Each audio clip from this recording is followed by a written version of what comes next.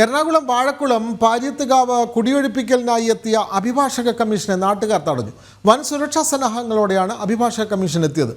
ജനങ്ങളുടെ പ്രതിഷേധത്തെ തുടർന്ന് കമ്മീഷൻ നടപടിയെടുക്കാതെ ഇന്നും മടങ്ങി. ഇത് 12ാം തവണയാണ് കമ്മീഷൻ ഇവിടെ എത്തുന്നത്. മലയിടംതുരുത്ത് പാര്യത്ത് 8ഓളം പട്ടികജാതി കുടുംബങ്ങളെയാണ് ഒഴിപ്പിക്കുന്നത്.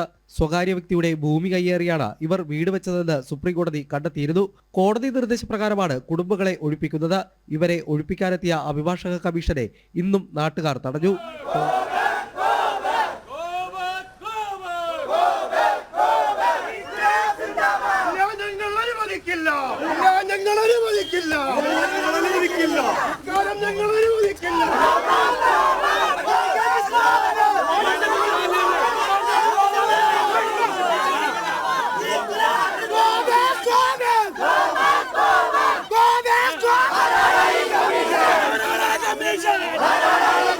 ഉച്ചയ്ക്ക് കമ്മീഷൻ അംഗങ്ങൾ സ്ഥലത്തെത്തിയിരുന്നു.